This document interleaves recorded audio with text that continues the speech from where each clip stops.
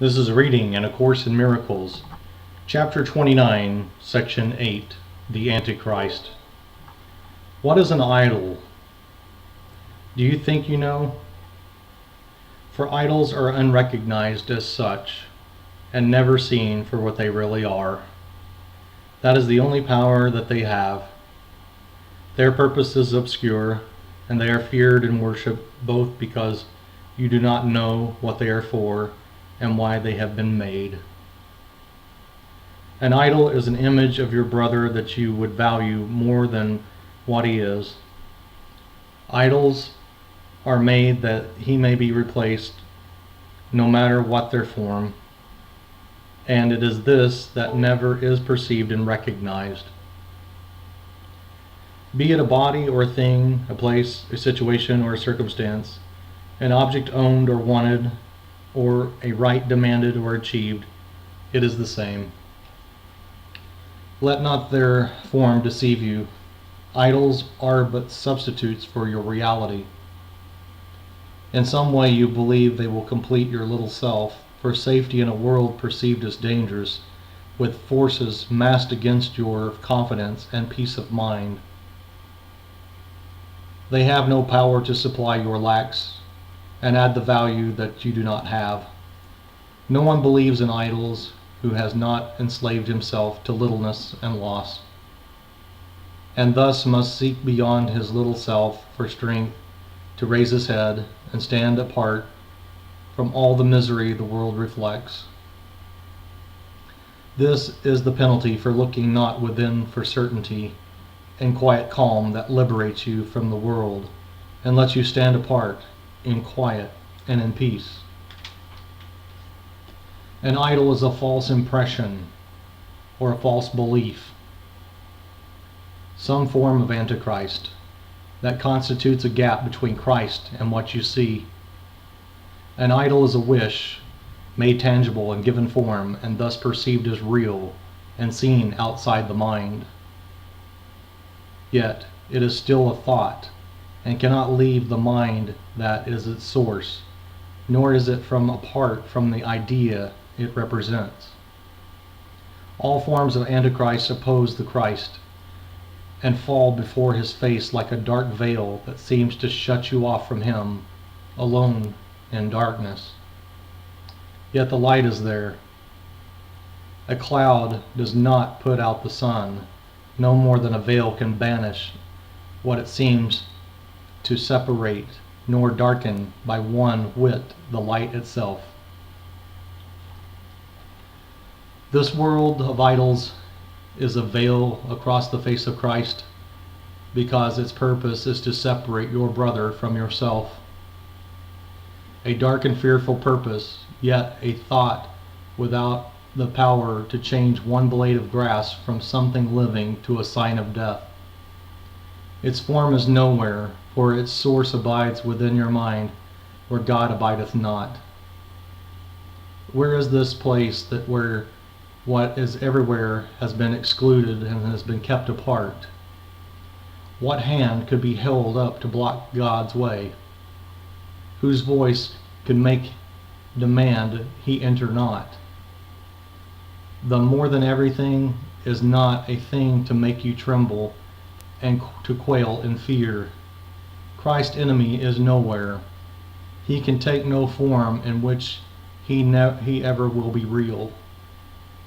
What is an idol? Nothing. It must be believed before it seems to come to life, and given power that it may be feared. Its life and power are its believer's gift, and this is what the miracle restores to what has life and power worthy of the gift of heaven and eternal peace. The miracle does not restore the truth. The light the veil between has not put out. It merely lifts the veil and lets the truth shine unencumbered.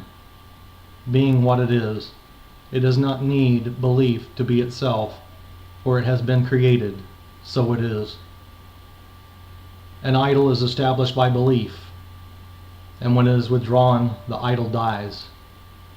This is the Antichrist, the strange idea there is a power past omnipotence. a place beyond the infinite, a time transcending the eternal. Here the world of idols has been set by the idea this power and place and time are given form and shape the world where the impossible has happened. Here the deathless come to die, the all-encompassing to suffer loss, the timeless to be made the slaves of time. Here does the changeless change, the peace of God forever given to all living things, give way to chaos.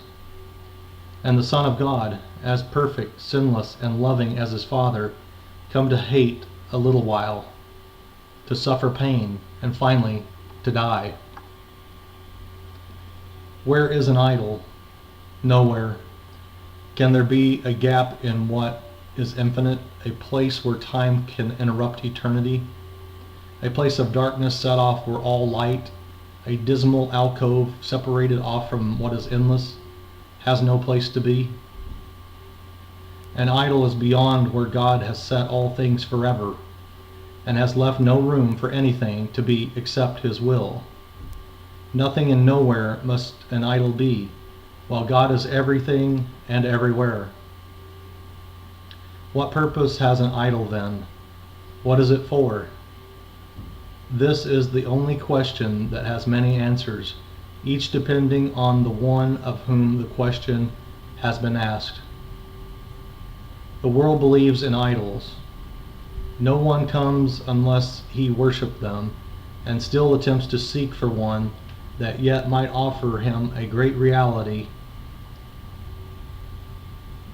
it does not contain. Each worshipper of idols harbors hope his special deities will give him more than other men possess. It must be more. It does not really matter more of what, more beauty, more intelligence, more wealth, or even more affliction and more pain. But more of something is an idol for, and when one falls, another takes its place, with hope of finding more of something else. Be not deceived by forms the something takes. An idol is a means for getting more, and it is this that is against God's will. God has many sons, but one only.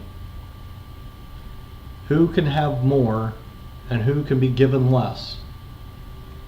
In heaven, would the Son of God but laugh if idols could intrude upon his peace? It is for him the Holy Spirit seeks and tells you idols have no purpose here. For more than heaven can you never have.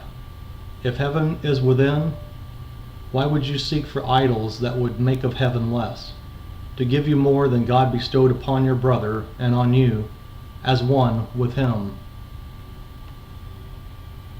God gave you all there is, and to be sure you could not lose it, did he also give you the same to every living thing as well.